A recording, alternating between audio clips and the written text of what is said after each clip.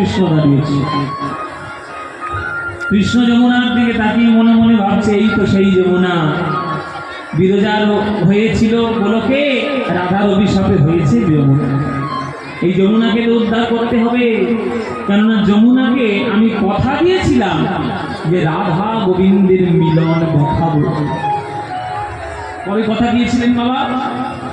যেদিন নন্দ রাজা বাড়িতে আসার জন্য বসুদেবের মাথার ঝুড়িতে করে চেপে যখন পার হচ্ছিল যমুনা, শ্রীরামের রূপ ধারণ করে যমুনা মাঝখান থেকে চলে যাচ্ছে যোগে মায়া, যোগে মায়া চলে যাচ্ছে শ্রীরামের রূপ ধারণ করে, হাত পায়ের শৃঙ্খল মুক্ত হয়ে বসুদেব কৃষ্ণকে নিয়ে এলো যমুনার তীরে। যমুনার তীরে অথই যমুনা বজ্র বিদ্যুৎ ঝড় বৃষ্টি। বসুদেব হাত ধরে বলছে, হে ভগবান, একবারও ভেবে দেখলে না আমি তোমার বাবা হওয়ার যোগ্য কিনা?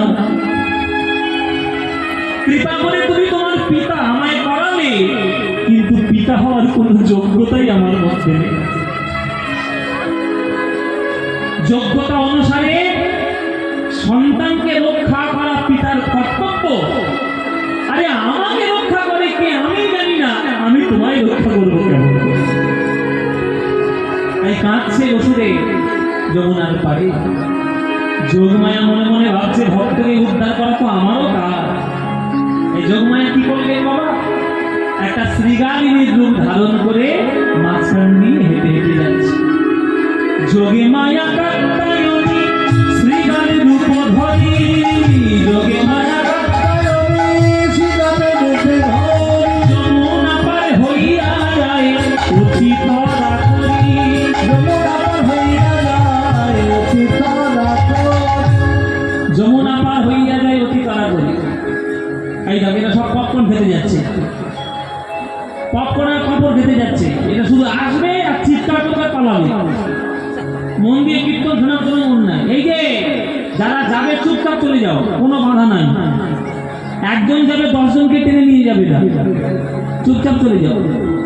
ঝামেলা গন্ডগোল হচ্ছে ভীষণ, এত কথা বললে কীর্তন গাইতে মুশকিল হয়। মায়েরা শোনো, যোগমায়া একটা শ্রীগালিনীর রূপ ধারণ করে মাঝখান দিয়ে হেঁটে হেঁটে যাচ্ছে। আর গোবিন্দ মনে মনে ভাবছেন যে আমার তো, আমি জন্ম নিয়েছি জগতের ধর্মকে প্রতিষ্ঠা করার জন্য, আমি নিজে ধর্ম পালন না করলে আমার কথা শুনবে কি? ধর্ম অনুযায়ী জন্মের পর শিশুদেরকে গরম জলে, উষ্ণ গরম জলে স্নান করানো হয়, তাকে বলা হয় গর্ভ স্নান। আমার জন্ম অনেকক্ষণ আগে হয়ে গেছে, আমার স্নান হয়নি, তাই কি করবো? আমার স্নান করতে হবে। বসুদেবের ঝুড়ি থেকে গোবিন্দ হাত পায়ে ভাবে মুড়াতে মুড়াতে ঝাঁপ দিয়ে পড়েছে যমুনার জলে। আর হাজার হাজার বছর ধরে কাঁদছে যমুনা। সেই যমুনা যখন গোবিন্দের চরণ দুটো বুকের মধ্যে পেয়েছে, যমুনা বলছে, না না গো,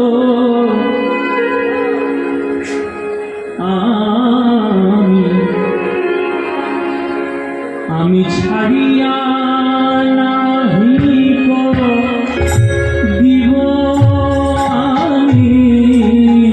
ছাড়িয়া নাহি দিব।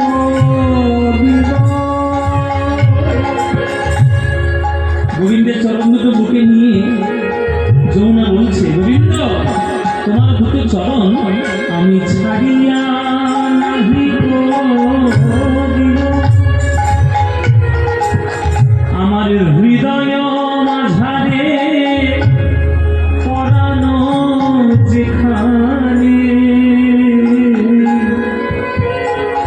হৃদয় মাঝারে পরানো যেখানে, সেখানে লুকাইয়ে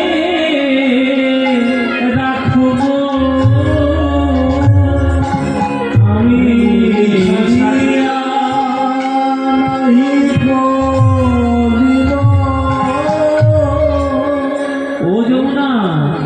তুমি আমার ছাড়বে না? একই কথা গো। যমুনা বলছে, অনেক দিন পর তোমার চরণ দুটো বুকে পেয়েছি, কি করে ছেড়ে দেবো বলো তো?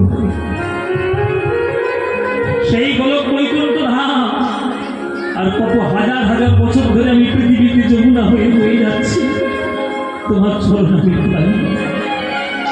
একবার যখন চরণটা পেয়েছি, এত সহজে কি ছেড়ে দেব?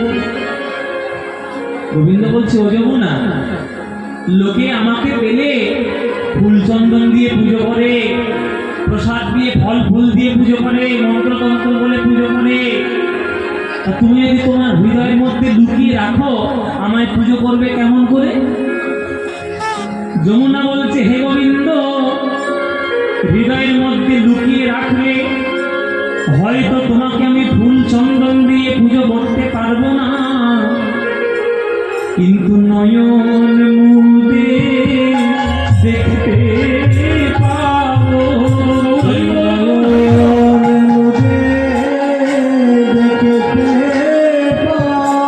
আমি আমার নয়ন মুদে তোমার দেখতে পাবো।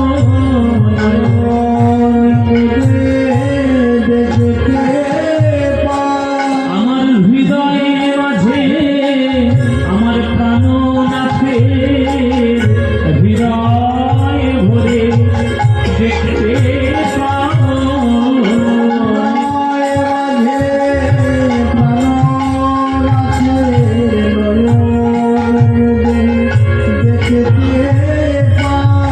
আমার হৃদয়ে মাঝে আমার প্রাণনাথে আমার উপাসনার মূরতি খানি হৃদয়ে মাঝে প্রাণে, আমার উপাসনার মূরতি খানি হৃদয়ে মাঝে প্রাণে, দেখতে পাবো। আমার প্রাণনাথের বদন খানি আমি নয়ন ভরে দেখতে পাবো।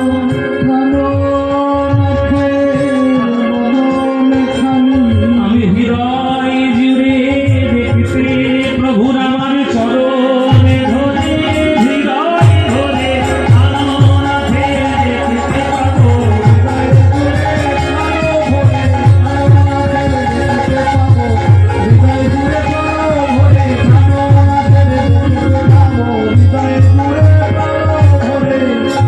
আমি নয়ন মুদে দেখতে পাবো। কৃষ্ণ